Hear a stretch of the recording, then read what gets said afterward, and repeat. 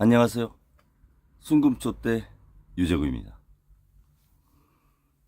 가을 마중을 한지 엊그제 같은데 벌써 단풍의 시간이 됐습니다. 조금 지나면 낙엽의 시간이 또 올 것 같습니다.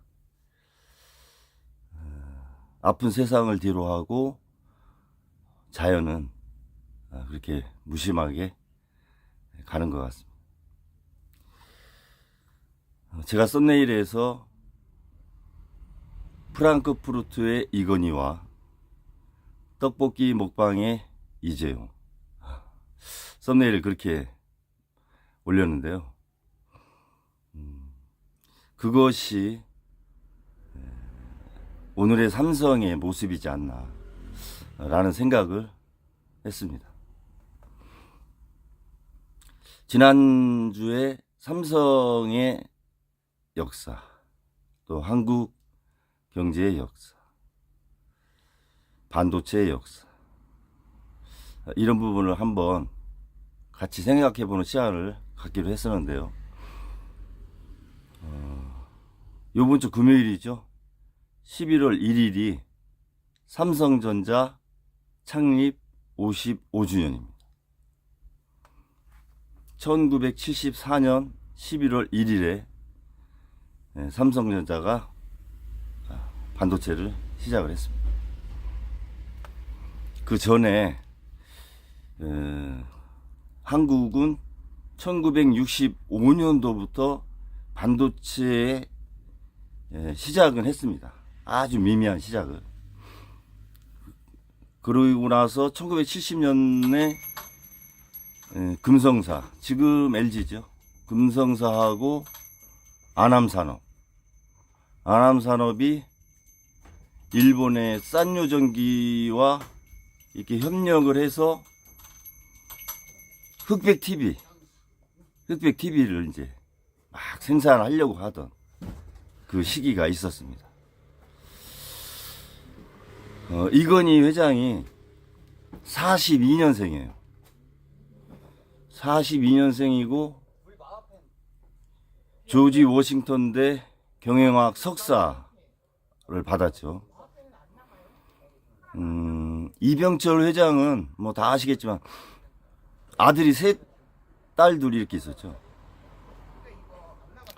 장남이 지금 CJ 이재현 회장이 아들이죠. 이맹이 이제 돌아가셨고, 둘째 아들이 이창현 씨, 세안그룹으로 분리됐는데 비운의 뭐 황태자라고 해서 그 사카린 사건, 밀수 사건 관련해서 그렇게 좀 굴곡의 삶을 살고 좀 일찍 돌아가셨어요, 그분이. 그리고 세안그룹도 이렇게 번창을 못했습니다.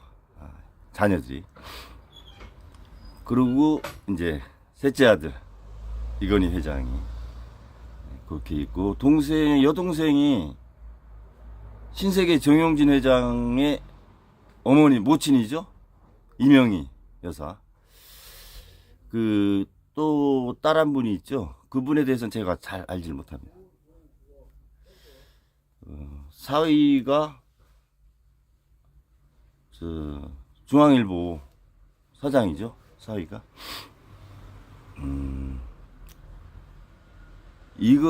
이건희 회장이 30대 초반에 미국에서 공부하고 들어옵니다, 한국에. 그래서 형들 밑에서 이렇게 이제 뭐 어깨너머로 속된 말로 이렇게 이제 아버지 회사 좀 보고 하다가 그 반도체에 좀 관심을 가져요. 그 당시는 이 트랜지스터 세대였잖아요. 라디오. 직접 회로가 없이. 그래서 일본에서의 어떤 그 반도체 시장에 관심을 갖고 아버지한테 반도체에 대해서 한번 사업을 해보자. 이렇게 이제 이병철 회장한테 얘기를 했는데, 그 당시 말로는 뭐 단호하게 거절했다고 이제 이렇게 얘기를 하더라고요. 근데 그때 이병철 회장이 거절한 이유가 뭐 대규모 투자가 들어가는 사업이라던가 아니면 정부가 육성하지 않는 산업,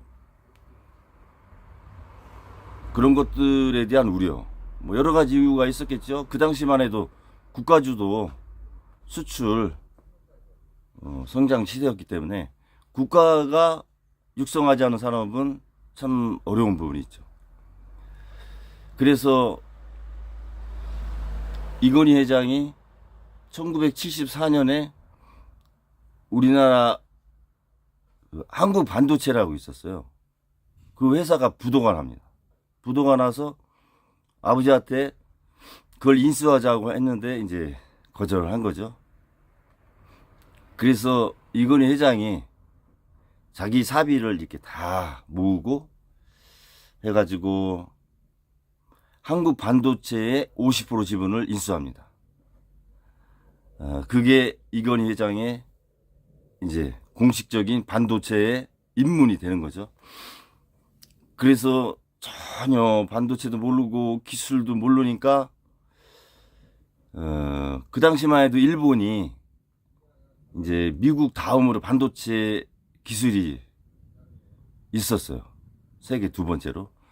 그게 이제 토요일 날 그 일본에서 일을 마친 반도체 연구자들이라든가 기술자들을 이렇게 이제 알바식으로 이렇게 이제 데리고 와서 토요일부터 일요일까지 저녁까지 배웁니다. 본인과 이렇게 같이 할 사람들이. 그러면서 반도체에 대한 지식을 습득을 해나가고 기술을 축적을 해나가는 거죠. 알바라고 하지만 많은 돈을 줬을 거예요. 비행기 값에 뭐 와서 숙박비에 또 일한 대가 생각하면 이건희 회장 자체로서는 많은 투자를 한 거죠, 사실. 누가 투자를 했겠습니까? 그런 과정을 이렇게 밟아갑니다, 이건희 회장이.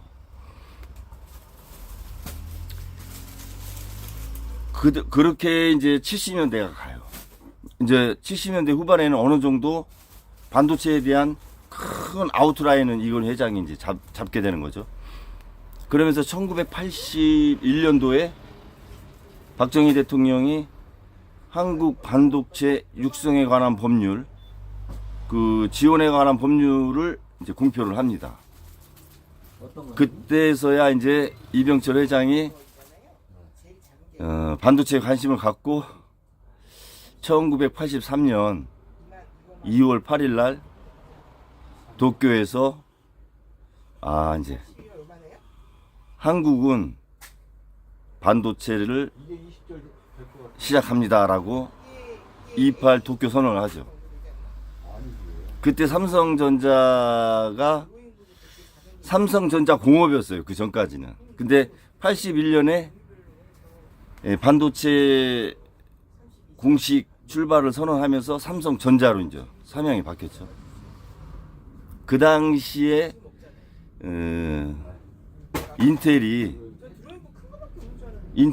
그 CEO가 뭐 이병철 회장을 정신병자다, 미쓰비시 연구소에서는 삼성전자는 반도체에 성공할 수 없다라는 보고서 뭐 6가지 이유 막 이런 식으로 해서 아주 그 비난의 그 여론 목소리를 냅니다.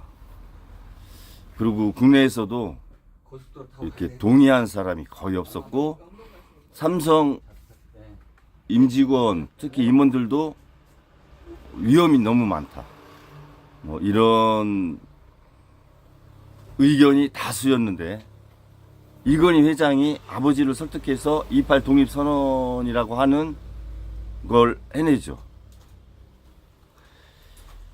그게 83년도입니다. 그리고 나서 6개월 후에 세계 세 번째로 64K 디램을 개발합니다. 64K D램이라고 하는 것은 그 당시만 해도 트랜지스터였었는데요. 64,000개의 트랜지스터를 하나의 칩에 다 담을 수 있는 대용량이죠. 그런 이제 집적 회로, 고밀도 집적 회로를 개발을 해요. 세계 세 번째로. 미국, 일본 다음에 세계 세 번째로.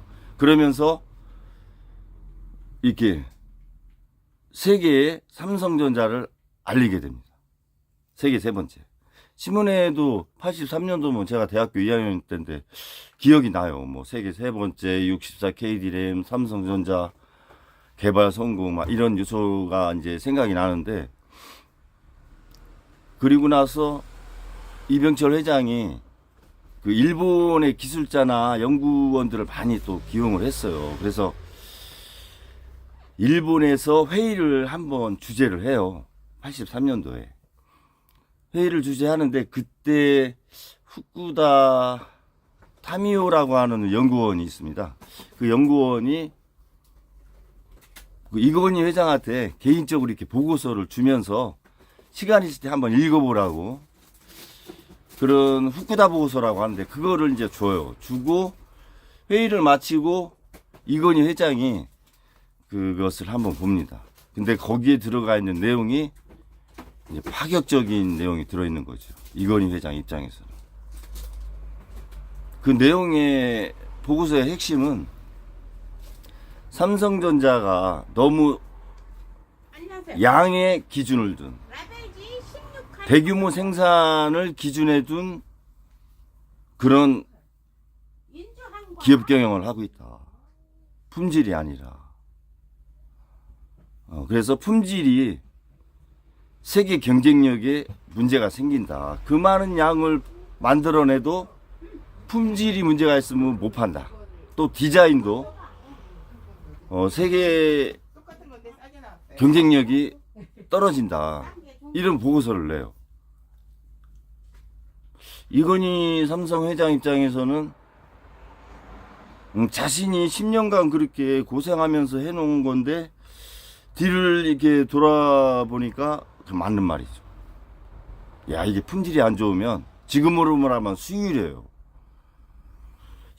10이라고 하는 그 웨이퍼가 나왔는데 거기서 2개밖에 안 돌아간다. 수율이 2밖에 안 되는 거지. 2. 그러면은 그걸 누가 쓰겠어요? 그러니까 수율이 굉장히 중요한 거죠. 품질. 그리고 그 당시에만 해도 이제 세탁기, 아주 초창기 세탁기.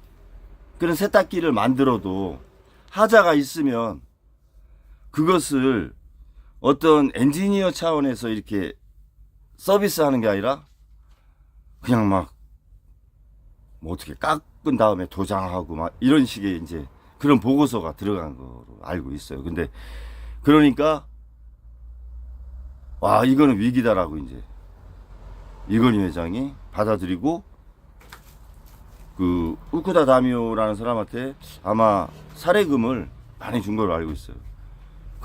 그리고 나서 이제 프랑크푸르트로 갑니다. 그리고 삼성 임원들 하고 연구원들, 엔지니어 1,800명을 프랑크푸르트로 다 오라고 합니다. 전 세계 내에서. 그리고 2달을 거기서 있게 하고 회의를 하죠. 거기서 유명한 말이 나오잖아요. 아내하고 자식 빼고 다 바꿔라. 대신 바뀌고 싶은 사람만 바뀌라. 그리고 바뀌고 싶지 않은 사람은 바뀌지 마라. 많이 바뀔 사람은 많이 바뀌라. 적게 바뀔 사람은 적게 바뀌라. 명확하게 선을 긋습니다. 그래서 그 품질 경영, 디자인 경영에 대한 세계 신경영 1등 기업으로의 선언에 동참하지 않는 사람들은 다 제거합니다. 그리고 자기가 가는 길에 동참할 사람들만 이렇게 같이 해서 삼성전자를 프랑크푸르트 선언 이후에 새로운 세계 인류 기업으로 출발을 하는 계기가 되는 겁니다. 돌이켜보면. 그리고 나서 64K 개발하고 6개월 있다가 84년에 1884년에 256K D램을 세계 최초로 생산하죠. 그래서 전 세계가 이제 깜짝 놀라는 거죠. 반도체 시장에서. 그것은 트랜지스터 88만 개가 한 칩에 들어가는 거죠. 그러니까 6만 개, 6만 4천 개가 들어가는 거에서 88만 개가 들어가니까 이거는 뭐 한 5배 정도의 그 용량을 가진 칩을 개발한 거죠. 대단한 그 기술적 향상을 이룩한 겁니다. 그러면서 삼성의 새로운 역사를 써나갑니다. 256K D램을 개발하면서 세계 최초라는 말이 그 다음부터는 뭐 이제 메가로 나가는 거죠. 그렇게 2018년까지 삼성전자가 세계 1위 기업으로서 반도체 메모리 분야에서 성장을 해나갑니다. 물론 그 과정에 1987년에 이병철 회장이 돌아가시죠. 돌아가셨는데 그때 이제 소문이 우리나라에 국화가 부족했다고 할 정도로 조문객이나 이 꽃이 많이 썼다고 합니다. 그리고 나서 1988년도에 이건희 회장이 그 큰형 이맹희 회장 대신 회장 승계를 하죠. 그게 삼성의 어떤 이병철 회장의 또 큰 선택의 하나였죠. 지금 생각하면. 그리고 이건희 삼성 회장이 그 아무도 생각하지 않은 반도체 1970년대 초반의 반도체 그것도 20대 후반 30대 초반에 반도체라고 하는 전혀 생소한 산업에 이렇게 눈을 뜬 그것도 중요했고 또 이병철 회장이 공격 아주 그냥 뭐 근형을 장자 승계 안 하고 또 삼남한테 이렇게 물려준 상황 그런 것들이 어떤 변곡점이었던 것 같고요. 그러면서 93년도 이게 지속적인 성장을 해나가죠. 그 과정에서 88년에 회장 승계 받고 일본이 1989년에 10월 달에 금리 인상하면서 버블이 이제 꺼지기 시작하고 일본은 반도체에 손을 띄죠. 띄고 그 시장을 삼성이 이제 다 장악을 해나가는 겁니다. 그리고 중국이 2000년대에 세계무역기구 WTO에 들어오면서 세계 시장에 본격적으로 이제 뛰어듭니다. 자본주의 시장에. 급변하는 시대가 되죠. 그러면서 2000년대에는 삼성이 반도체에서 이건희 회장이 핸드폰 시장에 이제 진출을 합니다. 그러면서 반도체가 핸드폰에 들어가죠. 그러니까 시너지 효과가 엄청난 거죠. 반도체도 생산하고 핸드폰도 생산하는 회사가 돼서 뭐 역대급 성장을 해나가는 겁니다. 그래서 아주 그 테레비도 미미하게 만들었던 삼성전자, 아남산업, 금성사 이런 데가 더 전자로서는 우위에 있었죠. 대우전자. 근데 삼성전자가 전자로서 후발주자가 됐지만 반도체를 접목하면서 이렇게 감히 따라올 수 없는 전자회사로 이제 온 거죠. 그리고 중국 2008년도에 1997년에 IMF가 있었죠. 그때 삼성이 구조조정을 대폭적으로 해요. 하면서 IMF를 기회로 재도약합니다. 체질 개선하고 그러면서 이제 세계 인류 기업이 되는 거죠. 2008년도에 금융위기 때도 삼성은 흔들리지 않았어요. 그리고 2014년도에 중국이 홍콩을 통해서 세계 자본을 증시에 투자할 수 있는 창구를 열고 세계화가 이렇게 이제 돼가는 상황이 됐죠. 한 20년 동안. 그리고 2018년에 2017년에 아버지가 돌아가시죠? 아니. 2018년에 회장이 돼요. 아버지가 한 6년 누워 있었죠, 병상에. 그래서 부회장을 하다가 2018년에 회장이 돼요. 삼성전자 회장. 그리고 2019년에 노조가 설립됩니다. 노조가 설립되면서 그 HBM을 이렇게 개발하던 거를 중도 포기합니다. 2019년에 노조가 설립되면서 동시에 같이 이제 HBM을 시장성이 없다고 보고 포기를 하죠. 그리고 2019년에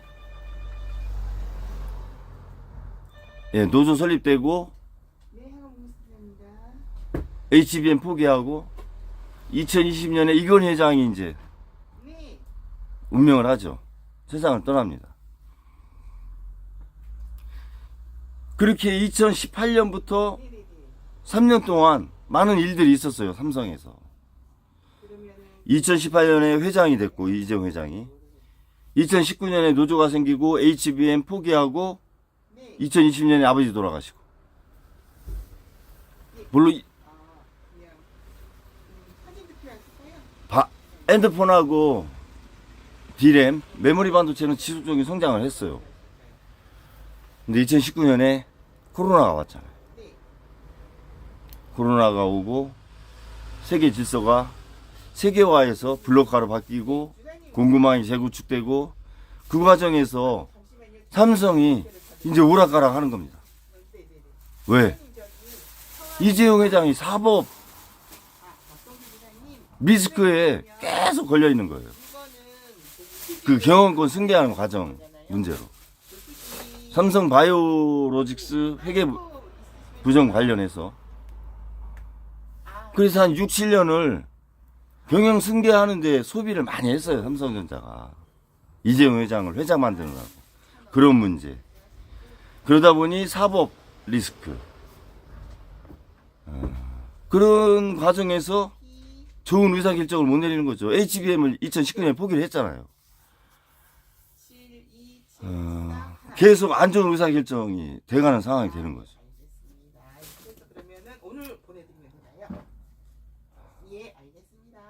그리고 2020년인가 삼성전자가 250만 원대도 찍었죠.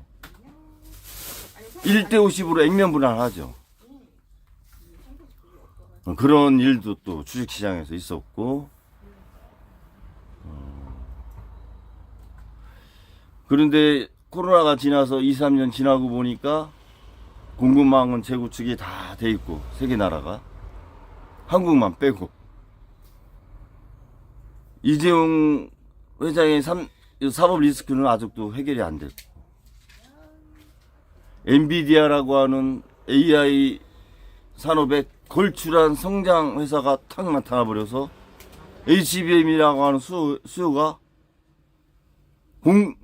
엄청나게 몰리는 상황.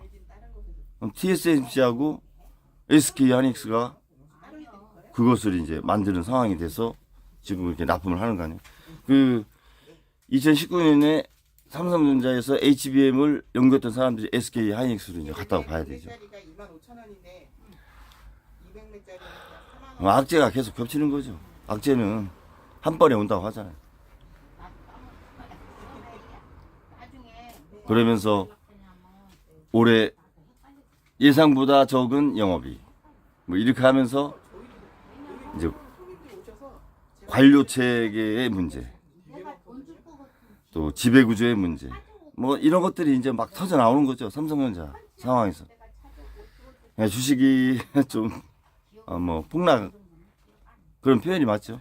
폭락하고 세계 인지도가 떨어지고 이제는 앞서가는 회사에서 이렇게 쫓아가는 회사로 바뀐 삼성. 많은 것들을 시사를 합니다. 이 삼성의 역사가 어떻게 보면 우리 대한민국의 현대사를 좀 이렇게 볼 수 있어요. 그 리더의 선택이 그 공동체에 미치는 영향, 리더의 개인성이 공동체에 미치는 영향, 이런 것들을 우리한테 많은 것을 시사를 해주는 거죠. 정치도 예외가 아니라고 봅니다. 그런 면에서 참 안타깝습니다. 이재용 회장은 자신을, 제가 지난 동영상에서도 그런 말씀 드렸는데, 자신을 스스로 돌이켜 좀 봐야 돼요. 자신이 삼성전자의 그 지분이 1.64%밖에 안 돼요.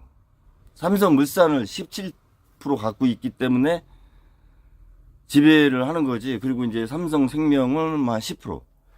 삼성전자 자체는 1.64%거든요. 그런데 자기가 오너로서 경영권을 행사할 수 있는 위치에 있는지, 지배구조가 맞는지도 돌이켜보고, 본인이 전문 경영인인가도 한번 생각을 해보고, 스스로 내가 삼성의 미래를 열 수 있는 능력이 있나 스스로한테 한번 또 물어봐야 돼요. 그런 시점이라고 생각이 들고, 아버지가 할아버지한테 그렇게 받으면서 얼마나 많은 노력을 했어요. 그 엔지니어보다 더 많은 노력을 했잖아요. 기술적으로 다 다른 회사에서 나오면 집에서 다 뜯어서 다시 조립해보고, 본인 스스로가 엔지니어가 됐어요, 이건희 회장이. 그래서 기술적인 얘기를 해도 그 엔지니어들이 회의 때 아무 말도 못했다고 하잖아요. 본인 스스로 이렇게 노력을 했기 때문에 그런 큰 세계 인류 기업을 끌고 올 수 있는 거 아닙니까? 이재용 회장은 그런 면에서 본인이 뭘 했나 돌이켜 봐야 된다. 재무만 갖고 회사를 운영하려고 한 거 아니냐. 그러면 카카오같이 이렇게 그냥 무너지는 거예요. 기술이 뒷받침되지 않은, 내재 가치가 뒷받침되지 않은 회사는 문어발식 확장, 거품이 낀 그런 계열화는 그냥 꺼지는 겁니다. 그걸 너무나 잘 알아요, 시장이. 또 외국인들은 너무나 잘 알아요. 해치펀드는 아주 그런 분야에서 전문가들이고.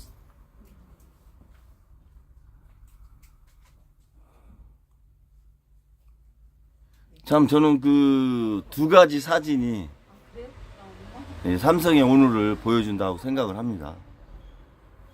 이건희 삼성 회장이 그러니까 41가 아니죠. 83에서 46년생이니까 37살에 프랑크푸르트에서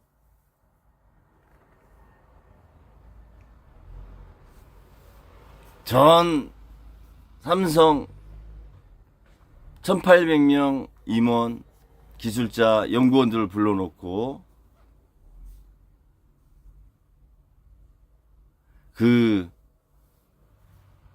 41살이구나. 41살에 삼성은 이렇게 안 가면 망합니다. 41살에, 저 41살 생각하면 신용불량자였어요. 신용불량자. 부끄러운 거죠. 그런 해안을 갖고 세계를 봤다. 대단한 겁니다. 근데 이재용 삼성 회장은 뭐 했어요? 윤석열 대통령 따라가서 엑스포 실패에 대한 부산 민심 잠재우려고 윤 대통령 뒤에서 떡볶이 먹방 했잖아요. 아버지는 기업은 365, 정치는 365, 기업은 인류다. 우리나라엔 인류가 없다. 이렇게 얘기하면서 신경영 세계 인류 기업의 도약을 외쳤는데 본인은 어떻게 했습니까? 그 뒤 따라가가지고 떡볶이 먹방 하셨어요. 그러면 지금 삼성전자는 당연한 결과를 맞고 있는 거다.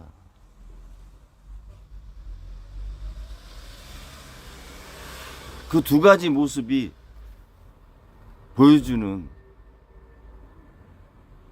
메시지를 용산 대통령님도 좀 더 깊게 생각하셔야 돼요. 대기업 총수도 그렇게 막 일정 있는 사람들 들러리 세우고 끌고 다니면 안 돼요. 함부로. 권력이면 다 그렇게 할 수 있는 겁니까?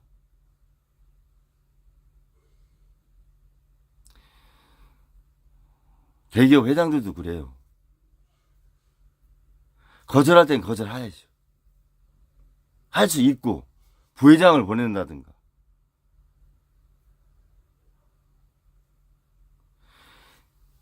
정치가 경제를 눌러버리면 그게 경제가 제대로 돌아가요?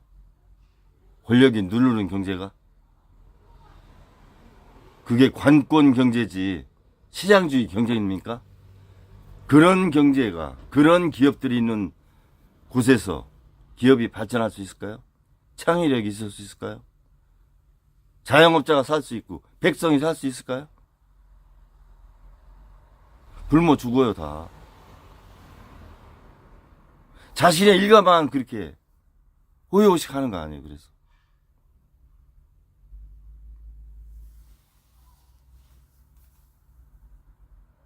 이제 앞으로 그렇게 하시면 안 돼. 연구하라고 R&D 예산 더 주고 지원해주고 경제 관련 회의 많이 하게 하고 점검하고 그렇게 정치를 해야지. 인기 위주식, 이벤트식, 자기 들러리, 자기 의전 받는 게 이렇게 좋습니까? 그거 하려고 대통령 하신 건 아니잖아요.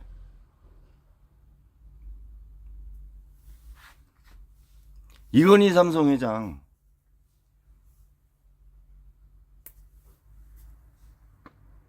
최태원 SK 회장, 정신 차리셔야 돼.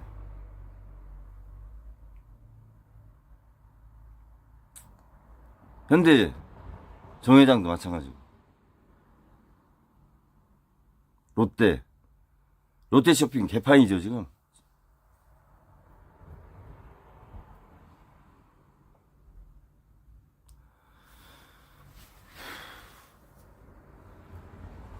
이 자영업자로서 노력을 하면 나아지는 나라, 노력을 하면 나아질 수 있는 미래, 이런 희망이 있어야 되는데 그런 게 없어요. 이 정권하고 같이 가면 발전을 해서 나도 그게 연결이 돼서 같이 발전할 수 있겠다라는 그런 마음이 들질 않아요.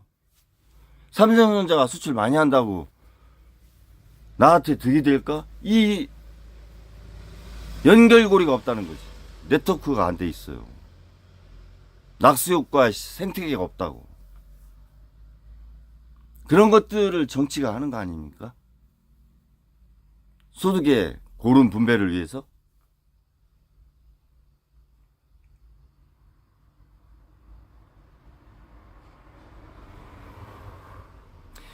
100을 벌으면 선진국은 30을 기업이 갖고 70을 민간이 갖습니다.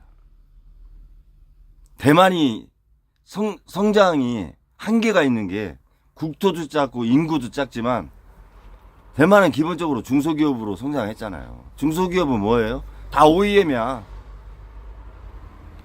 자기의 기술 갖고 성장하기가 쉽지 않아요. TSMC나 그 애플 하청업체가 어디요? 폭스본 있어요. 큰 기업. OEM 회사야 그거거든. 다 OEM 회사야. 그 다 경쟁이 너무 치열해서 급여가 낮아요. 우리나라의 절반밖에 안 돼요. 그래서 엄청 빈국이야. 1인당 GDP는 우리하고 큰 차이가 없어요. 32,000 정도 오니까. 우리가 35,000 정도 되니까. 큰 차이가 없어요. 근데 완전 빈국이라니까. 양극화가 우리보다 더 심해 거기는. 150만 원 받아. 대졸 초임이. 우리나라 300 넘잖아요. 300이 뭐요? 초봉이 한 5천만 원 되잖아요. 5천에서 6천. 그럼 4, 500 받는 거 아니에요? 3배가 높아 우리에. 우리가 3배가 높아요. 대만보다 초임이. 그 시스템이 얼마나 중요한가. 그리고 또 알고리즘이 얼마나 중요한가. 그리고 생태계가 어떻게 조성되는가. 그런 관점에서 볼 때 자체 브랜드를 만드는 게 굉장히 중요한 거다.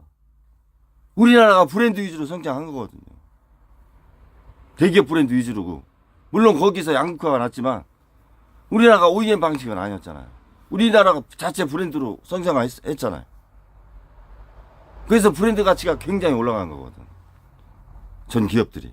현대, 기아, SK, LG 이런 거는 세계적 기업으로 브랜드가 가 있잖아요. 삼성이 하루에 쓰는 광고비가 제가 볼 때 하루에 한 600억, 800억, 많게는 1000억까지 쓸걸요. 그 정도로 광고비도 엄청나게 써요. 그 홍콩 반도에서 침사추이 쪽 보면 그 야경에 전 세계 회사 그 광고가 있어요. 저 뭐 한 15년 전인가 한참 전에 가봤는데 그때만 해도 삼성이 제일 커 광고가. LED 광고. 그리고 첼시 3년 동안 여기 축구 선수도 옷 요거에 딱 붙이는데 1,000억. 하루에 3억씩. 광고를 그렇게 많이 했어요 삼성이. 우리나라 일간지 다 먹여 살리고 레거시 미디어 방송하고 외국 신문들은 또 어떻겠어요. 방송하고 광고 얼마나 나갔어요. 그런 거 생각하면 광고비 뭐 하루에 600억이 뭐요 한 1,000억은 나갈 것 같아. 이제 그렇게도 못해야 돈이 이제 없잖아요. 성장력이 없는데 뭐 광고를 어떻게 해야 되고 있어. R&D를 넣어야지. R&D를. 언뜻 엔비디아하고 이렇게 좋은 소식이 약간 또 전원이 들리긴 하는데 아직은 너무너무 갈 길이 멀다. 그런 생각이 많이 듭니다. 할아버지, 아버지의 장점을 배우고 단점은 강점으로 이렇게 하고 본인이 내가 전문적인 경영인으로서 삼성을 이끌어 갈 수 없다라고 하면 전문 경영인을 올려 세우면 돼요. 그게 외국인이라도 상관없어. 전문 경영인을 고액을 줘도 상관없어. 미래를 열 수 있다면. 그렇게 가시는 게 맞다 이거지. 내려오면 돼. 내가 아니라고 판단되면. 그거는 정치권도 똑같다 나는 생각을 해요. 정치권도. 그 자리가 내가 있을 자리가 아니고 내가 너무 버겁다 그 자리가. 그러면 내려오는 게 맞는 거야. 국가와 국민을 위해서. 그러면 국가도 살고 국민도 살고 본인도 사는 거예요. 넓게 봐야지. 거시적으로. 구멍가게 조그맣게 하는 사람이 뭐 되지도 않는 세계와 정치, 경제, 삼성전자 이런 얘기해서 죄송하고요. 저는 분수에 맞게 살아야지 어떡하겠습니까. 분수에 맞게 해야 되는데 너무 제가 이게 아는 척 하는 것 같아갖고 죄송하고요. 잘 됐으면 하는 마음으로 이런 말씀 드리는 겁니다. 오늘도 저번에 물건을 사는데 사진을 안 찍어. 즐거운 하루 되세요. 감사합니다.